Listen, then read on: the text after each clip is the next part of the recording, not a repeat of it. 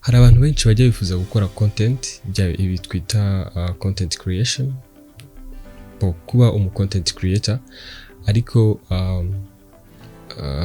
bikaba imbogamizi cyane kubera ko atazi ahantu hera, uburyo bikorwa, n'ibyo yakora, mbese bikamubera imbogamizi. Uyu munsi rero ngiye kuganiriza ku ngingo 6 ushobora kwifashisha kugira ngo ube content creator mwiza. Nta kindi rero biza kugusaba usibye kugumana nanjye kuva iki kiganiro gitangiye kugera kirangiye, kugira ngo umenye neza content creation isabwa iki, byagenda gute kugira ngo ukore content nziza buri muntu uwo ari we wese ashobora kuba yakurikira bitewe n'urwego wahisemo. So ibuka gukora subscribe kugira ngo tugumane no mu biganiro byacu bitaha, ntihakagire ibiganiro bya bigucika, kuko hano hatangirwa utuntu twinshi tw'ubwenge. Nta kindi rero bigusaba no gukora subscribe kuri ino channel yitwa LUMZ.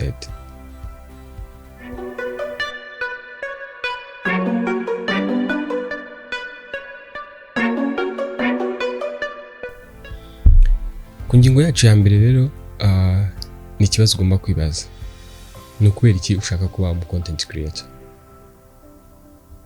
Hanze aha hari aba content creator benshi cyane bagiye batandukanye, bavuga ku bintu byinshi bigiye bitandukanye. Ese wowe urahitamo iki? Ni iki kuri wowe ugiye guhitamo kugira ngo ube content creator?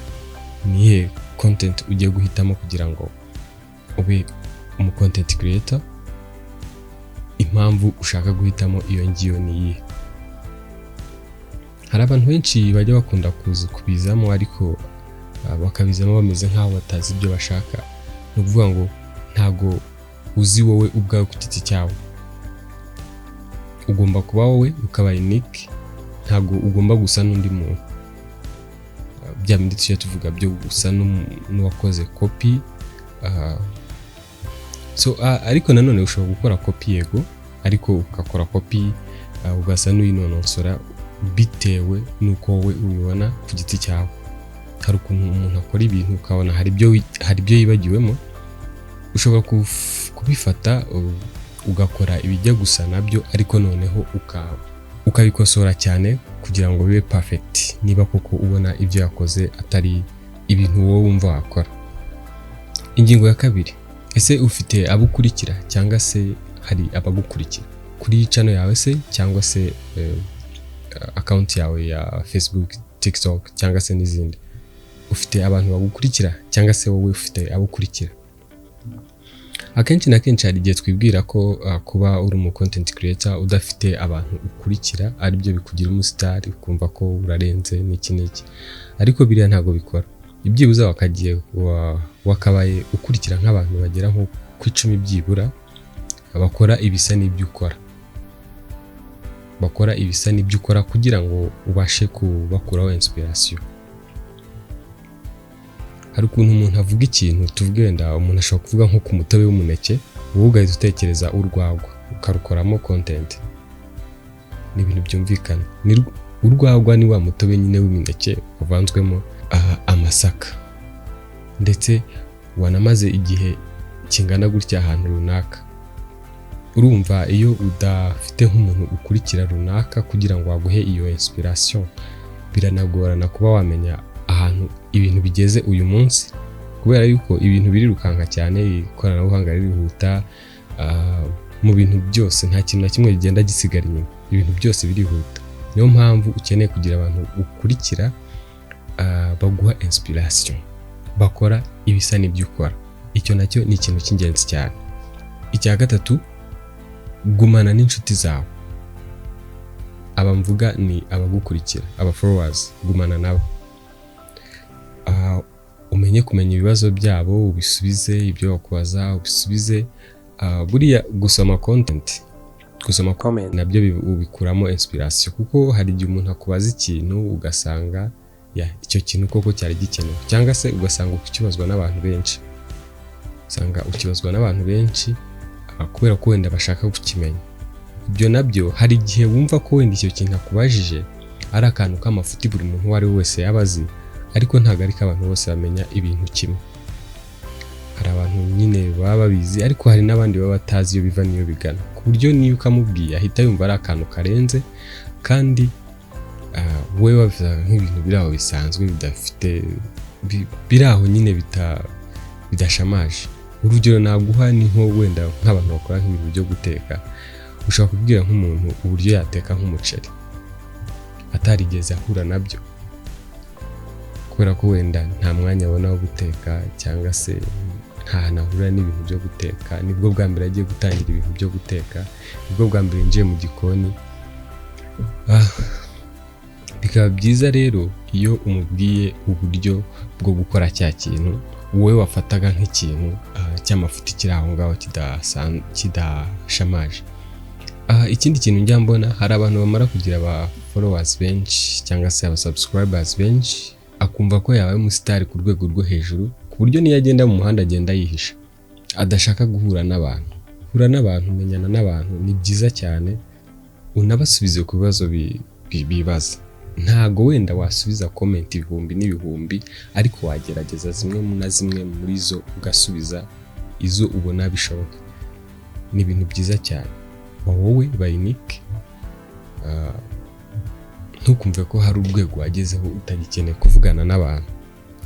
Ingingo ya 4 ni content wahisemo. Ese wahisemo ihe content? Wahisemo guteka, wahisemo tech, wahisemo se imodoka, wahisemo kugaragaza iki?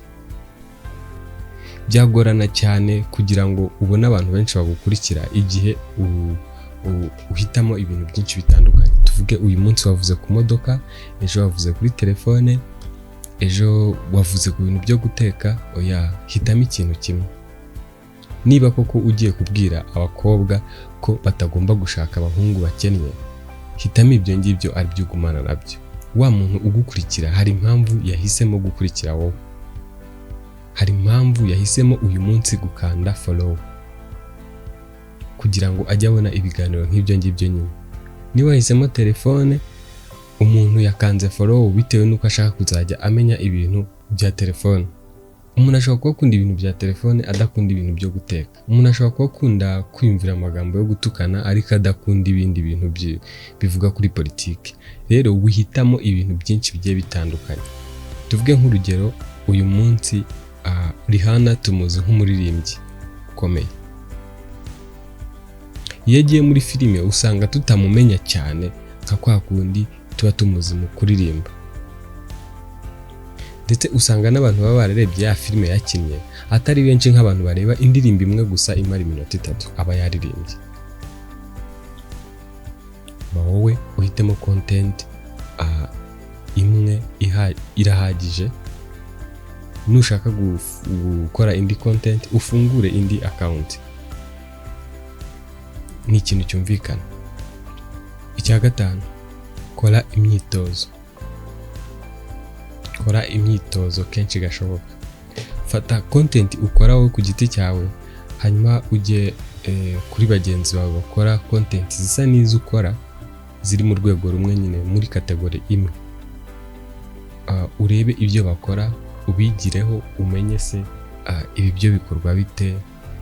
Ni umwitozo uhoraho kenshi gashoboka.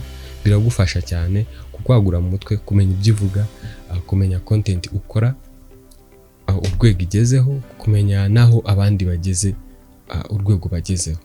Ibyo biragufasha. Gusa wirinde gukora copy. Ikintu cya copy ntagari sawa. Kora ibyawe kugira ngo ube unique, ube wowe nyine. Icya 6 ni ibikoresho. Yego, content creation isaba ibikoresho navuga ko bifite ibiciro byigiye hejuru, ariko ibyo ntibikaguca intege, kubera yuko ufite telefone ushobora gukora nk'ibyo umuntu ufite kamera unafite na machine yakora icyarimwe muri telefone yawe. Telefone ishobora kuba 2 in 1, irimo kamera ikabamo na machine.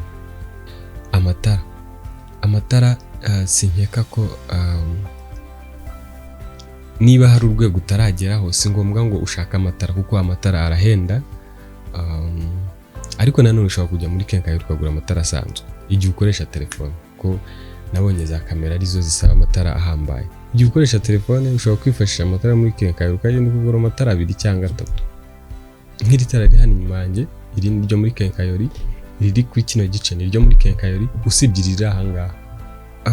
Wishaka kugera mu rwego rwo hejuru mu gihe utaragera, niba ufite amafaranga sava, ufite amafaranga ugende ugure amatara uze ukore content yawe.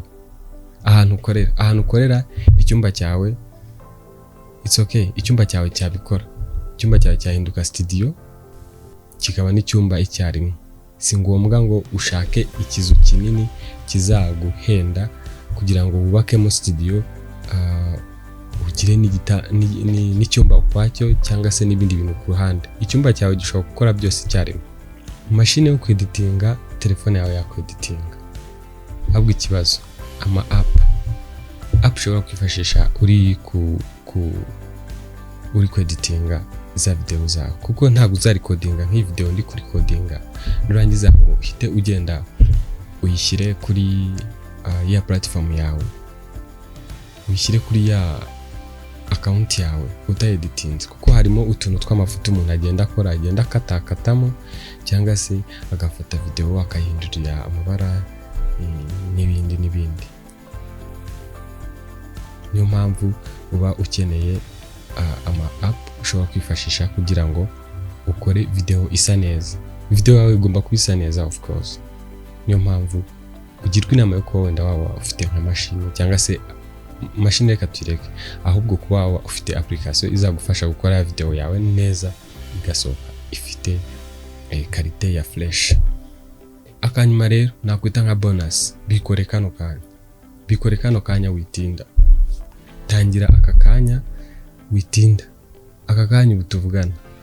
Wibuke gukora subscribe kugira ngo dukomeze twungurane ubumenyi mu bintu bigiye bitandukanye mu bijyanye na tech n'ibisa nayo. Wakoze komeza kugira ibihe byiza naho mu biganiro byacu by'ubutaha. Ciao.